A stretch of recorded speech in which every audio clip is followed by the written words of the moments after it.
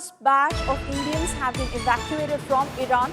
They are to come to India later today. Over 100 Indians will come back to New Delhi from Yerevan. Airspace closures in the region and flight disturbance could delay their flight, but so far there is no confirmation on the same. Now, due to mounting tensions, the next batch of Indians is still waiting to leave Iran. This is a mission that has been carried out very successfully, as 110 students were taken to Armenia from the border. They were based in Yerevan, and from there they are to take a flight to New Delhi, where they are expected to land today.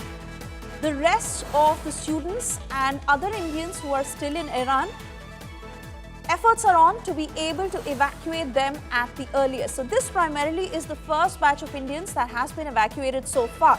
Let me cut across to my colleague Shreya Chatterjee, who's tracking all the developments on the ground regarding the same. Shreya, give us exact details of when these 110 students are to land in India today. Is at some point expected that it will happen. Meanwhile, for the others who are still remaining to be brought to India back, and they are in Iran, what's the status on them?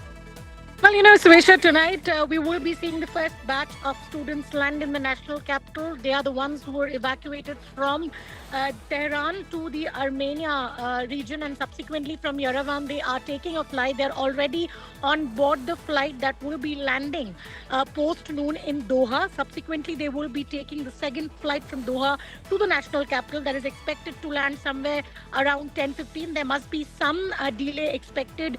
That's also something that we have been told. Apart from that, there are some students that are still stationed in Qom in Iran. They are also to be evacuated from there today. The other students who were stuck in the Kirman region are being moved to Mashhad. Mashhad is lying the Turkmenistan border, so there are already movements under its way to evacuate all the students and other Indian nationals who are still in Iran. But the first batch of students, with 110 students, 90 alone from Jammu and Kashmir, will be reaching the national capital tonight.